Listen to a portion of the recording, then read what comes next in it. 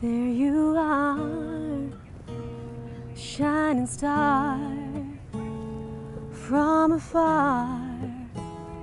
Can you find me in the dark? There's a spark within my heart. If you look closer, you will find that your love is all I desire. That your love has started a fire, and it's inside me. There you are, I see your soul smiling at me, and your heart's out on your sleeve. I could not have dreamt of someone more perfect for me. You're the one.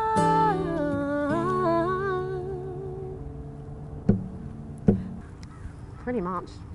Well, it kind of started out from a beautiful man that I met, and he inspired the song, but inside of him inspiring the song, he also inspired me to love myself on a deeper level that I'd never even considered before. What was it like before meeting the man? Who were you? Well, I'd already done kind of a lot of transformational work and introspective and mindfulness work with myself, but at the time that I had met him, I was just kind of in a place of not listening to my higher self, and I was working a job that was my first kind of full-time job, which was awesome for the time, but I had actually overstayed my place in that position, and it was interesting because I knew the moment when I was supposed to leave, like my soul was speaking to me, and I didn't listen. So I stayed like 6 months longer than I was supposed to in that position, and I know now why I was supposed to, because after meeting this man, we ended up kind of going out on a date, and I was already in love with him from that first moment, and that first date, and part of me was like, well, I could go home and cry myself to sleep and be in bed for the whole weekend and just be in misery, or I could really look at what I'm actually in love with this person. And what I did was, like usually when you're in love with someone, in my experience, is there's something that you admire about their being that maybe you feel like you're not. Like a lot of us kind of partner up to fulfill on that parts of ourselves that we don't believe is that we have. And so with him, I was just like, all right, I think I'm just going to get to work becoming him, because I'm in love with his being and who he is and how he operates in the world and what he's about. And I'm like, yep, I just want to be that myself. But I was still in love with this guy, so there was a lot of entanglement of projections and stuff there. But you know, he was pretty much like, it ended up being a guide for me. Like, it kind of like when you meet someone that's like a mentor. Now, he wasn't actually a mentor and he wasn't really physically there, but just knowing that he was in my universe, he kind of became a guide. So I kind of call him my spiritual guide in a way, because I got to see just a walking example of who I am, that I wasn't in that moment that I met him. So I was like, oh, I'm just going to get to work becoming him. And then that was what I did. Wow. Wow, it's really powerful, especially what you said about attracting people in our lives that we fall in love with. And part of that is the divine calling of the soul. Yeah. Your soul's journey to discover that part of you as an inspiration from that person's beingness, just in your universe, like you said. So it was just one date? It was two. Two. And I've seen him since a couple of times, but he's just on his journey. And I don't think he was even in the space that I was in at the time. But the more I didn't see him, the more I grew. And it was ridiculous. And I was so conscious of it every step of the way. Like, let's just say he's coming into town and he hasn't got that much time for me. In that moment of feeling like there's not that much time, I would instantly just go back in myself and I'm like, okay, I don't have the time for this energy, and I would be automatically transforming on the spot, and sometimes it would be like a 5-minute transformation inside of the space that he is and what I wanted for myself, for who I want to be. So I'm just like, yep. Sometimes it would just turn into a song, and I'll just start crying, and then I'd put it out into a song, and then as soon as the song's done, 20 minutes later, I'm kind of laughing at what I just went through because I'm already on the other side of it really quick. It was hilarious. Like I had a meeting once, and I got off a phone call with him, and he said I'm not going to have much time because he's just in his flow, and I immediately wrote a song, and I had like 5 minutes or something before I had to leave to go to a meeting, and then I was playing it in the car, and I was kind of writing it while I was on the way to the meeting. It was just pouring out, and I'm still on the way to a meeting, and I recorded it, and then after the meeting I played it back, and I was just laughing at myself at all the human sorrow that we attach to things, and it's just all about our own self-love, really, and actually getting who we are, because we can disguise it in self-love, but at the end of the day, self-love is just getting who we are, and actually experiencing who we are and knowing it from our core, and that's it. There you are, shining star from afar. Can you find me in the dark? There's a spark within my heart. If you look closer, you will find that your love is all I desire, that your love is started a fire deep inside me. There you are, I see your soul smiling at me, and your heart's out on your sleeve. I could not have dreamt of someone more perfect for me. You're the one.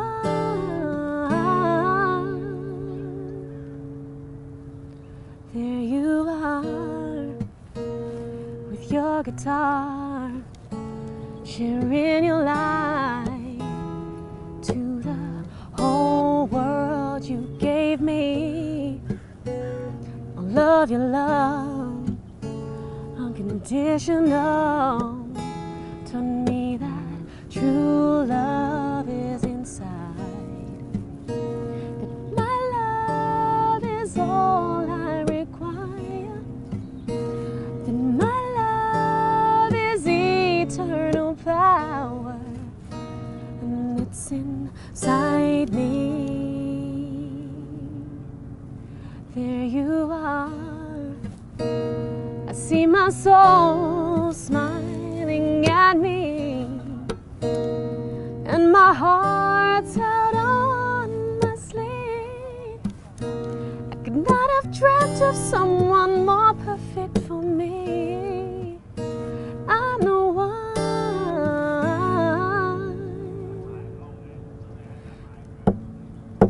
Yeah, yeah. I'm the one, I'm the one, I'm the one. You're the one, you're the one, you're the one. I'm the one, I'm the one, I'm the one. You're the one, you're the one. Yeah, yeah.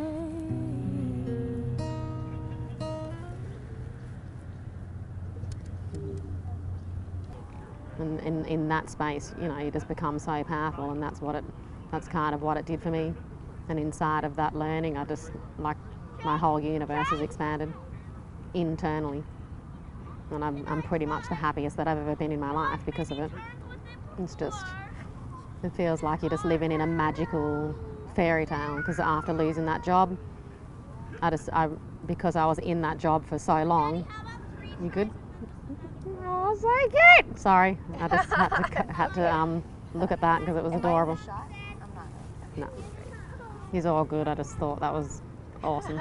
If it's not, you could just Like go like this and my own Yeah. stop. Yeah. So when I left that job, I was determined after that whole connection to fully love myself as much as possible. And it started in the process of leaving that job, because I was there for another 2 weeks, and I'm like, okay, I'm just gonna love the shit out of myself. I'm like, okay, what would I be doing if I loved myself? I'd go to the beach in my lunch breaks, I'd go to the park, I'd be doing things like that. And so I just started doing that. And then I'm like, I really love documenting, so let me just document when I'm in my happy place. So I started filming myself in my happy place and just putting it out online. And then I started getting these awesome responses from people. Oh my God, that just made my day. I'm going to go to the beach tomorrow, or just like things like that. And just seeing the responses of people, their response to me being in my highest joy and excitement, and then that influencing them to do it and having them connect to themselves in that way. So I just started really listening internally, and I'm going, okay, I'm not going to do anything that I don't want to do when I don't want to do it. I'm going to do everything that is in full alignment with myself. I'm not going to take any jobs that aren't me. I'm going to be doing everything that's me.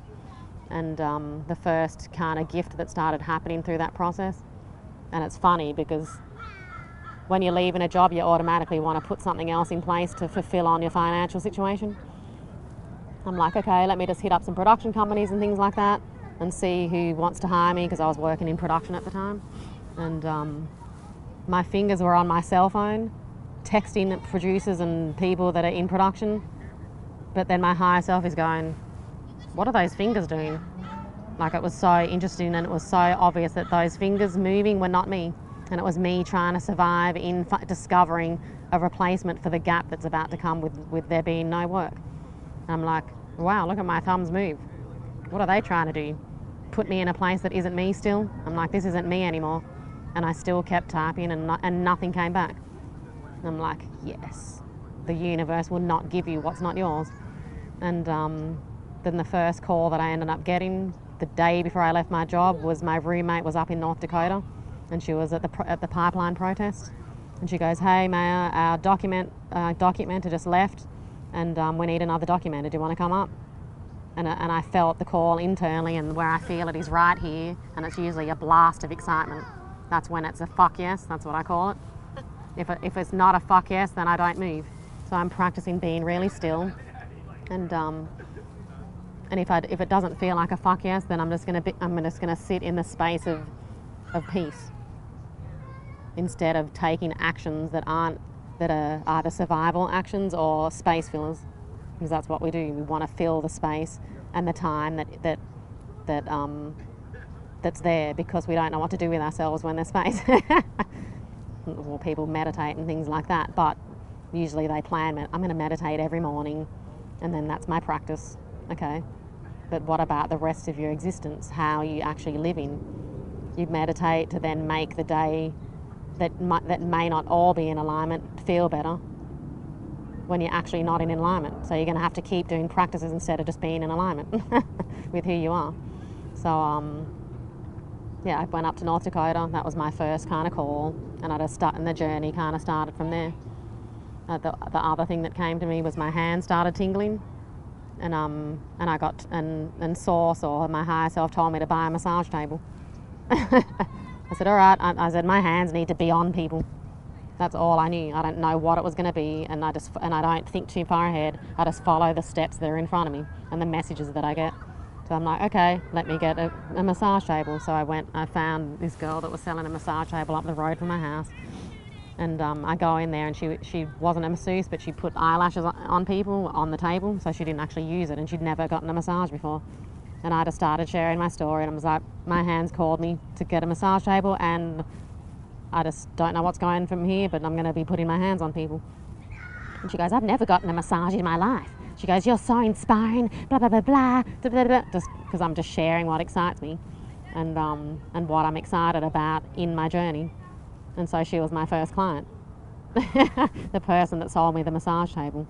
And she started bawling and crying, and I gave her mass transformations around her being herself, because she was in it, living and working, and she's like, she didn't even want to hang out with her friends anymore after hanging out with me.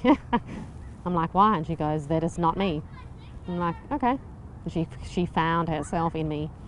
And I'm just like, and there's so many people that just aren't connected to themselves on that deeper level, that they sacrifice their own reality with things that aren't even in alignment with themselves because they don't know.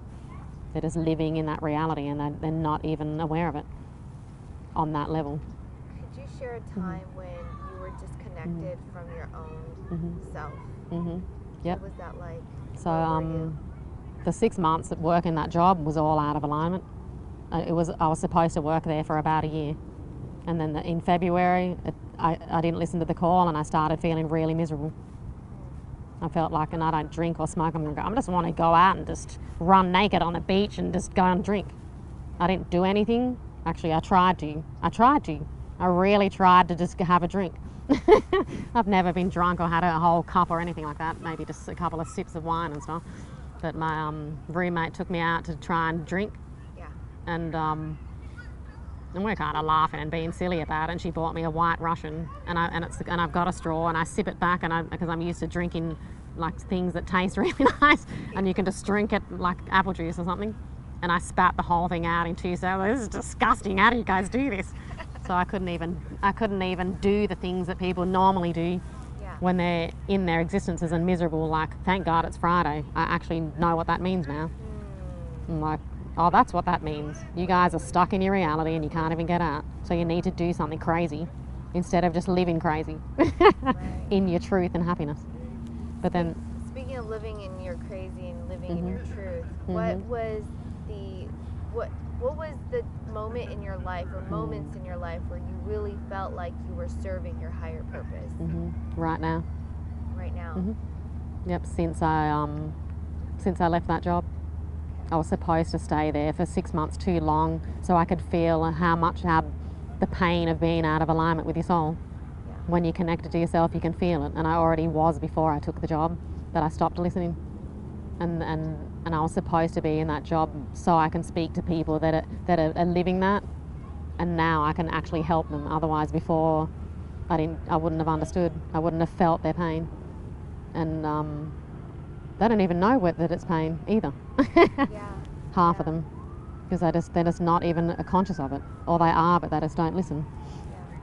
What was your artistic process like during when you first started as a musician? Were there moments of serious self-doubt, self-loathing? Were there moments where you were surrounded by artists who were more talented than you and you just felt inferior? Were there moments like that for all the viewers out there who are just starting off as artists? What was that like? And how old were you? Well, my process is always, up until I started following my own internal journey, was a lot with my sister, with my twin sister. So we were doing music together. And we'd always performed together. We performed with Prince, Chris Brown, Rihanna, did all that kind of thing, choreography, background singing. And then we started doing our own music. Now, since I got connected to Source, which was before I had that job, me and my sister had released an album. As soon as I got connected to my inner calling, I stopped doing music because it was inauthentic. It wasn't through my soul. It was like, and it's maybe added on a little bit because I have a twin and you're born with a partnership. So you're fully never really connected to yourself because there's two.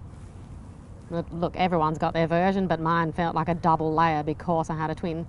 And that's just how we lived. We're just us. It's just like marriage from the womb mates. That's what I like to call it. We were womb mates for 9 months. And but imagine that there's you and someone else, and this is just partnership really, and you have ideas in your mind to do things, and then you create it here.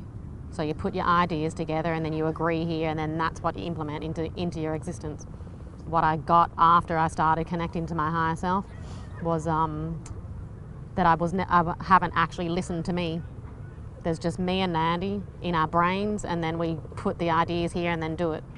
That's not coming through. That's not authentically coming through my inner power. It's coming from mind, ego, just creation in general. But it's not coming from a higher call. And so once I shifted that and really got present to my own inner voice, I stopped doing music because the music wasn't a call anymore. I'm like, this isn't even exciting me. This is not it. What excites the shit out of me right now? I was like, oh shit, film does. And I went straight into film production. And I found my friend on Instagram. I'm like, where are you? Oh, you're on set in Palm Springs. Hey, where are you? Palm Springs. I'm coming. He goes, okay. And you just follow that whim. You don't even worry about what it's going to be. And I spent a couple of days out on set in Palm Springs with them, and all the crew were in like a hotel with a pool, and they're all producing and doing all their thing, and I'm on set helping out, just doing whatever, just meeting people. And then I stayed with my friend, and we're sitting there looking at Instagram and everyone at the BET Awards that was on that night, and that's where I would have been. And I didn't miss it. And that's when you really know you're in alignment, when there's things that you feel like you should have been at, or your mind's attached to, or it would have been good for your career, and you're sitting there laughing at it, and you're not attached, and it could be something really big too, but you have no attachment to it, and you're in your bliss, even if it's in a location that in society looks like it could be worse, a worse position or a lower grade or something like that. Like as soon as I started following that, I ended up booking a job on another production. A friend of mine hired me, and I was a PA. You looked at artists and you know that moment you just recreated for me, that moment where you're sitting in front of the guy you love and you want to be him, and you fell in love with him. Were there moments like that throughout your journey growing as a musician? Before now? Yeah.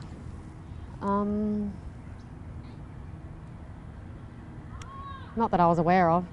If it did, I didn't know. The first person that it could have been is Michael Jackson.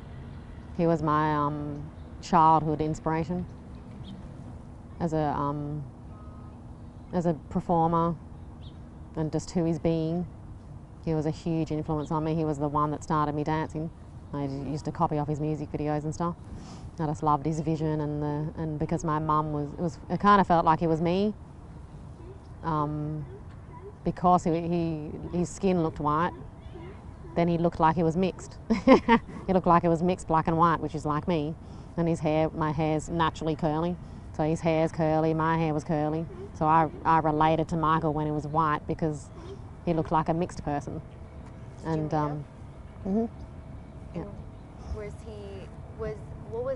What could you describe an interaction that really gave you the chills? Like you really felt his spirit on you? I met him 3 times. The first time was in Sydney.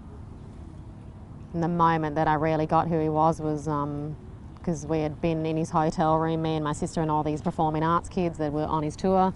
We were all having ice cream and watching movies and stuff. So we were in the hotel room for 4 hours. And he ended up giving us his jackets, a whole lot of touring jackets. I got like a Russian jacket. My little sister got one. My twin sister got one, and some people got like rhinestone gloves and hats. He just starts giving everything away. He's just all, abundant. And some of his team are like, "What are you doing, Michael? You can't give all that away." He goes, "Don't worry about it. It's theirs. It's take it." He's just not even attached to that stuff in that moment. So this is my experience. And then when he was walking us to the elevator to leave, a fan came up out of the elevator and he had a jacket with an embroidered, the cover of his album embroidered on a jacket, so detailed, awesome. And he gives it to Michael, and Michael goes, "See, when you give something out, you get something back."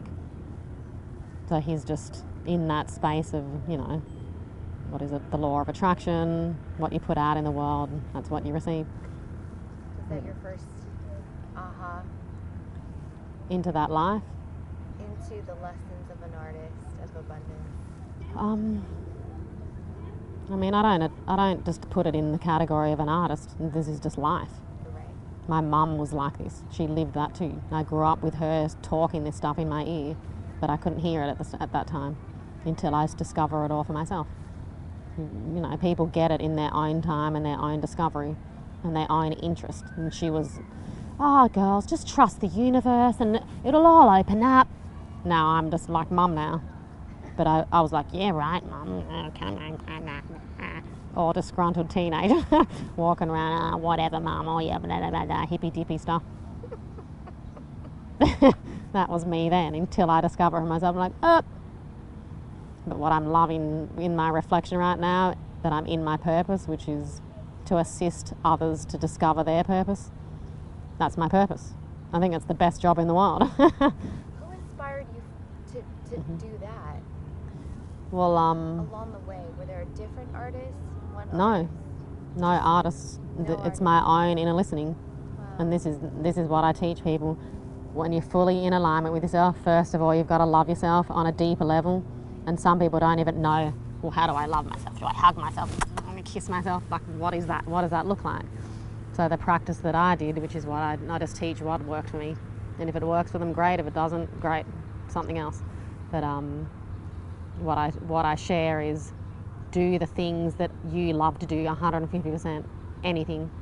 In the moment. If you feel the call to go and get an ice cream down the corner store, get up in that moment, don't put it off, and walk to the store and buy an ice cream.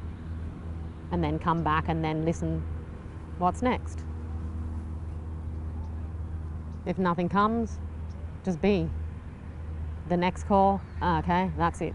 And then it always in alignment, and when you're not hearing it, then you just sit still. So from there, it came out of fully loving myself. Then I started getting all my gifts started coming through, my songs started downloading, all because of the self-love and the listening for myself. So the way that I write songs right now is so much different from before. It all just channels out in like 20 minutes. Whereas before it's all, let me write a hit, and what's on the radio, let's play what's playing. All the research. Let's just see what's on the top 10 charts right now, the Billboard. I don't even care about that stuff anymore. If someone wants to buy my songs, great. If not, great. It does not make a difference to who I am. I just stay true to myself. I've had people want to produce my stuff, and if they're not in alignment, they're not in alignment. And it has to be the whole in alignment, and I'll be able to feel it. Either the being isn't in alignment or the production. It's the balance of the masculine and feminine, right? Yeah. So if there's the soul side and then there's the physical reality. Sometimes it's the soul thing's fully in alignment, and then sometimes it's that. But sometimes you just feel it and then you just do it. It just depends on what it is. So that's kind of the practice, and it all came out of loving myself. And once I got, oh my God, this is crazy. I'm living in the moment. I don't plan ahead. And then I watched the universe looking after me, and in full trust around finances. That's the hardest, especially for me, because I grew up broke. So you grow up in a place of not, of no financial security or anything like that. With when I was living in Australia, so growing up with that mindset, you're living in scarcity. So being able to trust in your place and turn down jobs that aren't in alignment, money. Like I turned down like a New Year's Eve gig that probably would have paid me like $3,000 or $4,000. I turned down a job working on a film for 3 weeks, which would have been another $3,000 or $4,000. Like turning things down that aren't in alignment with myself, it just has you feel so powerful. And then it leaves space for the right thing, rather than jumping in, oh, let me just fill the space up. And I've got an example of it. After, like, just in January, I came out of New Year's Eve, and I found that I had to let go of that love. And it was all a second deeper level of self-love. And my sister's moving out, and because I was born as a twin, I've always had another being there. I'm like, all right, here's the next journey. Here we go. Let's do it. It's all about being alone and being good with myself alone. I'm like, this is going to be so awesome on the other side, but it hurts right now. I could already feel the excitement on the other side, but I just sat with it, and I got sick first, and so I was sick for 7 days out of releasing in that transformation, because there's reasons why we get sick. It's not a mystery. It's all about our development and our shifting of energy and releasing. And I allowed myself to get sick, because usually I can just go, I'm healthy. But it was time to shift. So I was sick for 7 days. Then I got offered a production job on the Saturday. And I'm like, this isn't in alignment. I already knew it. But because I hadn't done anything for 7 days, then my inner power felt weak. So I said yes to it. I did the job, and people on set were saying, you need to smile more. I'm like, hello, universe. you're definitely looking at me right now. I'm not supposed to be here. But I was, because I was supposed to feel that. And I had a PA come up to me and he goes, and I started sharing that and he goes, well, what do you do? I said, I assist people in their purpose. And he goes, oh, your superpower is helping people discover their superpower. I said, yep, pretty much. And I started crying because I started sharing with him. And I said, what's your superpower? And he goes, music. I said, all right. And he goes, fuck, now I need to go home and just start doing my production. I said, yep, what the hell are you doing here? I said, I'm not supposed to be here either. Let's get the fuck out of here. Kind of thing. And of course, I'm someone of integrity, so I worked the rest of the day. Now, there's nothing wrong with working on this set. It was an awesome location, awesome crew. Yeah. I actually love working on film. It's just not in alignment right now. Yeah. And I can feel it. So I was offered a 3-week job on another feature film that was starting that next week, and I hadn't said yes yet. I said, let me do this one day and feel whether it's in alignment or not. I already knew it wasn't. We lie to ourselves. And as soon as I had that experience, I turned it down. And then that gave me the space to go through the transformation of learning how not to be codependent. Because I've been a codependent born with it, with a twin. There's always someone there.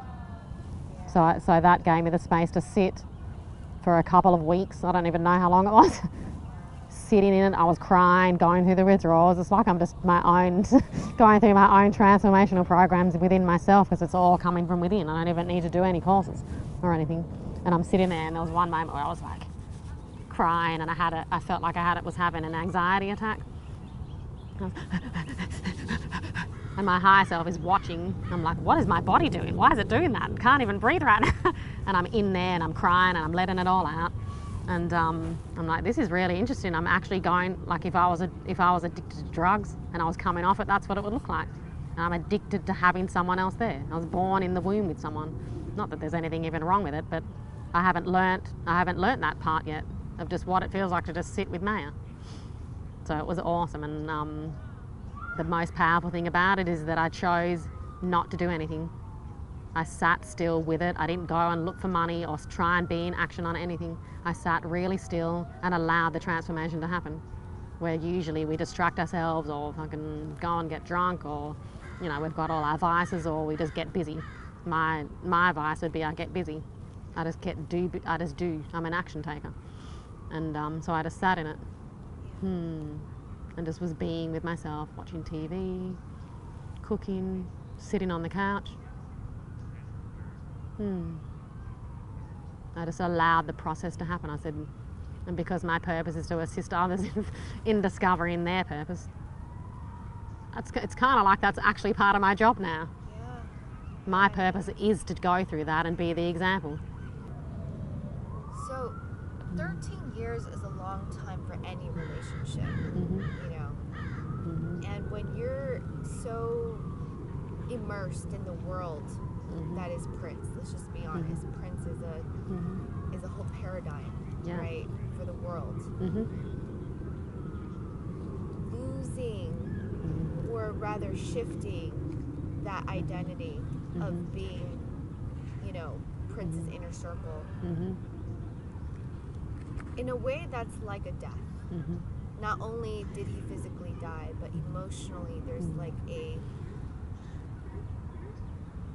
withdrawal. There's obviously a lot of love in the space of just being with an artist that has elevated the entire experience of you and your sister's world, traveling the world, experiencing your higher self as an artist. I'm sure he's pushed you in ways you've never been pushed ever. Yeah, definitely. So what was that experience like, actually, you know, at the funeral, or at, you know, what was it like when you were losing? It was interesting because it was the same when Michael Jackson died. It's kind of like, and it's kind of perfect timing actually. All of I guess I could say role models or not protective or security blankets are all gone. Because Michael Jackson was my first inspiration. Mum was the love inspiration. And then Prince was kind of like the career inspiration. And the present one right now too. And So they all of those the three people that I kind of admire or that were those big figures in my life, they're all dead. And so it kind of lines up with me connecting to myself deeper. Now I'm the one kind of thing. And when he died, I was like, oh, okay.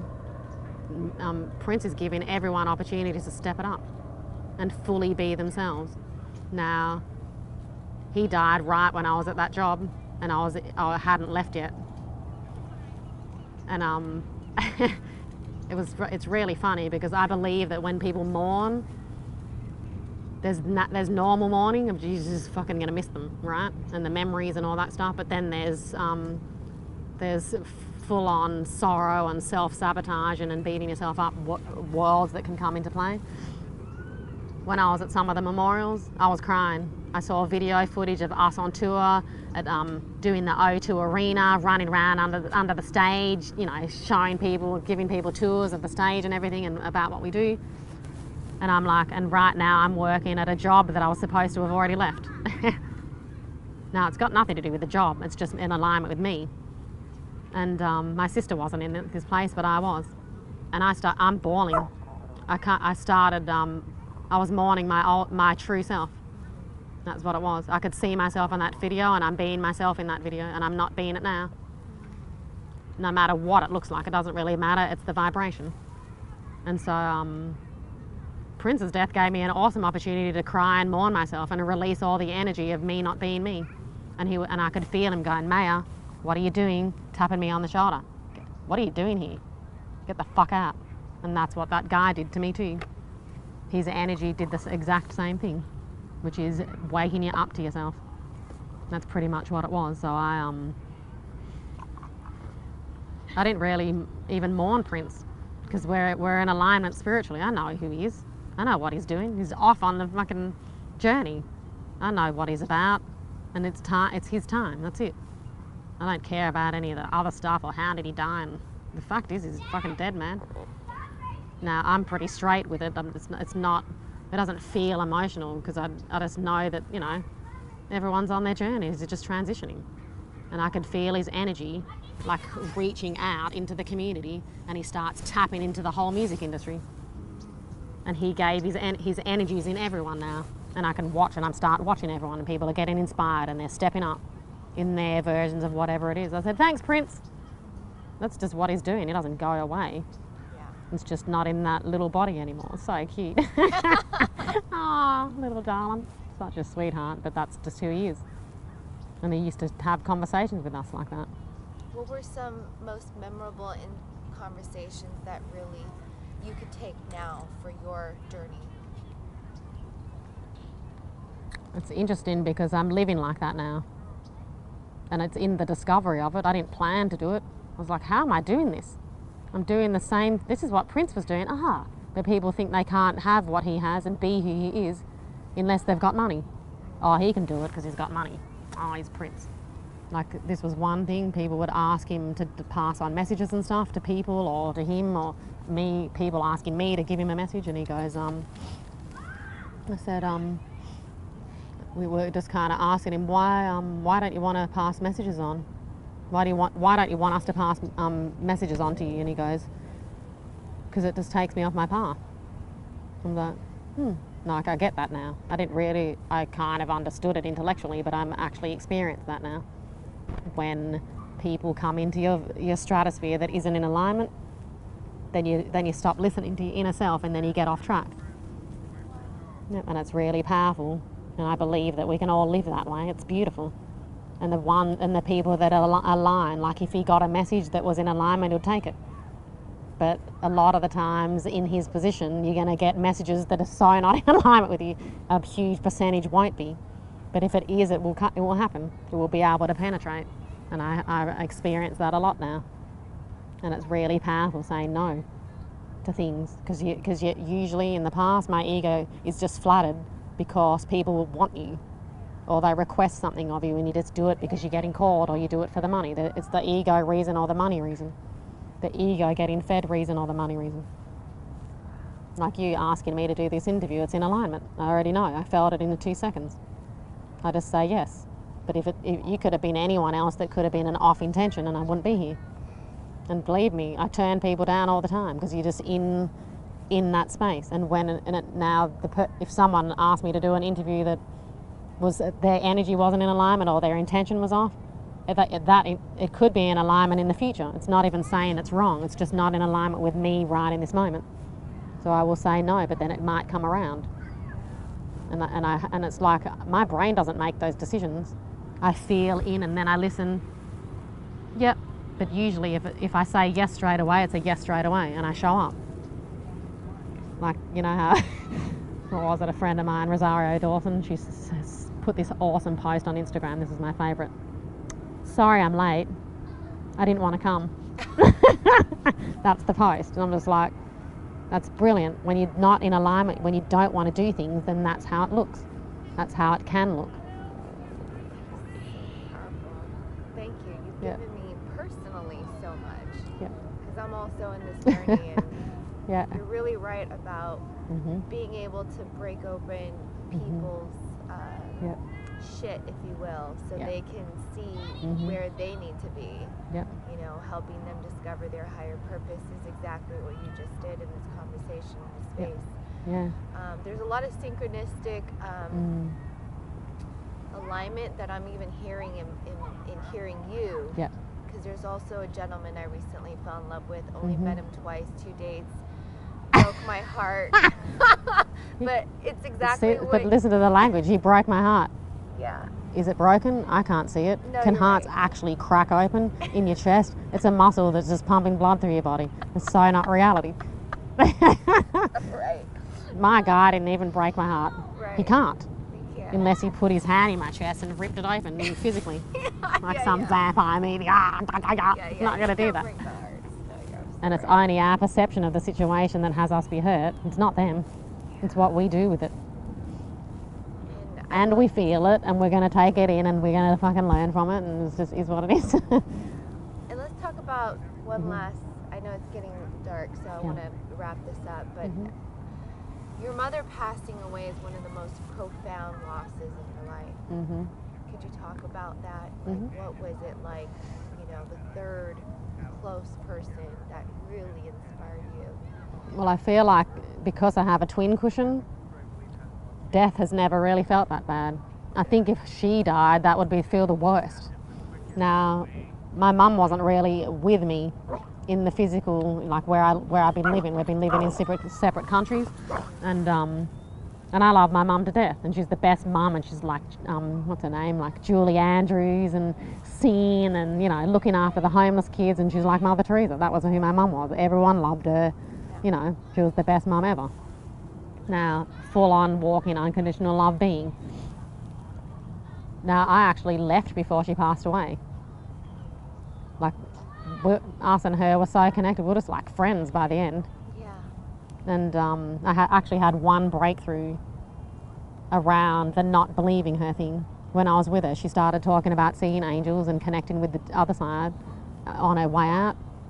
I'm like, I believe in all this stuff, but I don't believe a word you're saying just because it's coming out of your mouth. And I kind of got that in that moment. I said, what is that about? And I realised it was a moment from when she had promised to take me and my sister swimming with the dolphins when we were 7. And she cancelled it. So from that moment, I didn't believe a word she said because she didn't fulfil on what she said. She broke her word. Now, that had affected our whole relationship, and on her deathbed, I kind of discovered it. I'm like, Mum, I haven't even listened. I don't even trust you. I haven't trusted anything that's come out of your mouth our whole existence. I said, but now I can actually see you. And it felt like just my best friend sitting in front of me. There wasn't any levels in the way. I said, Mum, and I grabbed her little face, I can see you now. Next level of transformation. I've already had a million of those, but we just had an awesome relationship like that. And this is kind of like a funny story. I'm like, I want to support you in your death, Mum. You're on palliative care. But you want me to put cream on that little abrasion that you've got on your bum? I want to do it, but it feels like, this is just conversation to be had. I'm like, it feels like you're wanting to live because you wanted me to fix something on your body. What's that about? I'm confused. I don't know how to support you. Yeah. And she's like, I said, if I wanted to get the hell out of here, let's just do this, man. Like, live in who you are and what you want. I said, why? I said, why are you even eating food? Just stop eating and just shit in the bed and just, and just live it. Live getting out of here kind of thing. Yeah. I'm like, mate, I think that would be what I would do. I'm just inquiring because I'm not on my deathbed, so I don't know.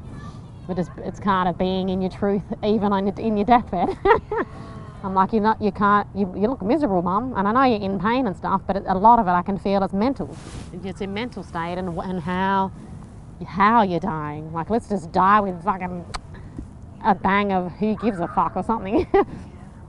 And she's sitting there and she's like, and then someone walked in and goes, hey Mo, because her nickname was Mo, short for Moses. What would you like for lunch? She goes, oh, you know, that whole, oh, and like, there's a whole lot of sob story there, Mum, what's going on? She goes, I'll have this and this and this, and then the lady walks out and she turns to me and she goes, I get it. I said, all right, what do you want? She goes, I want to live. I said, all right, let's do this. So it kind of felt like she lived until she died. Because you can be in I'm dying energy, or you can be in I'm fucking dying energy, and just be in the present moment of what you're choosing. So that was kind of the feeling around her death. But then it came a time where I'm like, okay, I'm good if Mum dies and I'm not here. And we had a tour that we had to do in Australia, and we went back to LA to prepare for it, to come back to do the tour in Australia. And Mum ended up calling us. She's just like this. It's just so Mum. She's just not going to die before our birthday. It was like, Mum, just live your life. I feel like that's why she died so young, because she wasn't being herself 100%, loving on herself. If you want to die, Mum, just do it now. Do it now. I dare to do it now, Mum. Stop waiting for my birthday because you think you're going to be a bad mum if you die before my birthday. So she waited for our birthday and called us when we spoke to her when we were back here, and then she died like a couple of days later.